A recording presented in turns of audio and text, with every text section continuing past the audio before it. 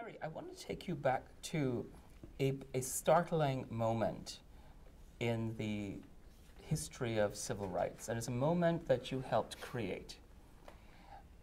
I was looking at the internet, looking on the internet, and there is a clip of an interview of which you're a part, and it talks about the leaders, people who led various parts or various contingents to the March on Washington. And in that clip, there is you, Harry Belafonte, there's Sidney Poitier, James Baldwin, Charlton Heston, Marlon Brando, Mankiewicz, and the interviewer. And it's an incredibly diverse group of people that you were very instrumental in putting together as a bridge builder, and because they're not necessarily the people you would think would come together in the way that you brought them together. And this is important to me personally because there was a similar, but obviously not identical, March on Washington that Julian Bond and I participated in. And this was... Selma? No. I'm too young to be in Selma. But this was the Marriage Equality March in 2000. He's playing the race card. All black people look young. I really am young. But this was the Marriage Equality March in 2009. Okay. And what was fascinating about this is that part of the challenge was how do you build a bridge between the African American community and gay rights, which has been a wedge issue. In fact, recently we hear of people actually conspiring to create wedges between blacks and gays and so forth. And one of the things that I think we were able to achieve and make history is that we got the chairman of the NAACP, Julian Bond, and I introduced Julian Bond at this March on Washington, to be the keynote speaker of the LGBT Rights March on Washington. That was a powerful moment, but it's something that you did, 40 years before that. How did you achieve that collaboration and that bridge building, and what can we learn from that today? Well, I think one has to look at the sector that you're talking about. All those people that you mentioned were high-profile artists. They had more than commanded respect in their space in their triumphant use of their gifts as artists. And I firmly believe, it is my belief then and now, that artists are really the gatekeepers of truth. Our mission and our purpose as existing entities is to use the gift of art to paint a picture for our universe, or for the members of our universe to be inspired to see themselves in a higher realm, in a higher order, and that artists do that. We inscribe history. We did all the drawings on the cave walls.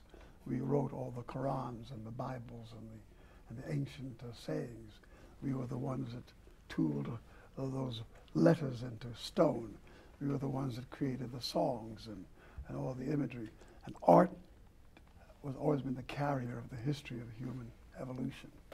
And we have a capacity to, in revealing the truths of life and to move people to an inspired place to see life in terms larger than we experience, has been the one entity that all empires feel the need to conquer.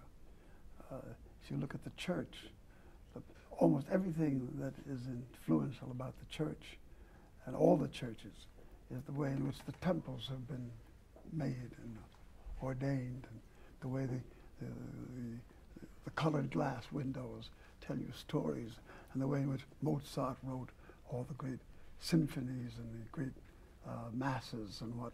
And you listen to it, when you walk into these temples, you're being overwhelmed with the art that validates that point of view, that philosophy.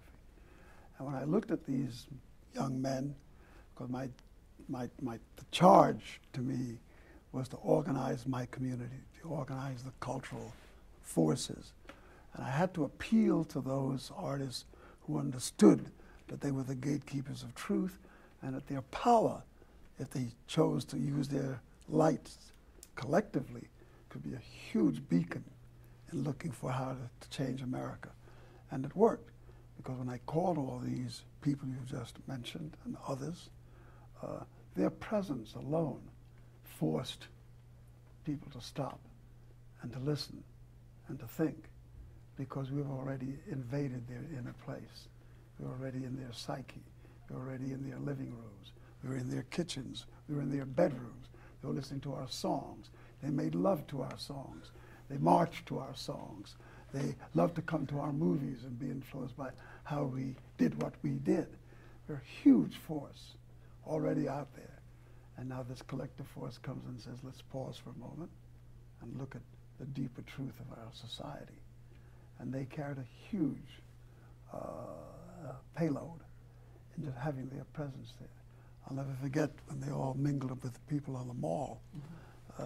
Citizens just absolutely were aghast, not aghast, but overwhelmed with the fact that Marlon Brando is walking with Beulah from Mendenhall, Mississippi, and they're laughing and breaking bread together.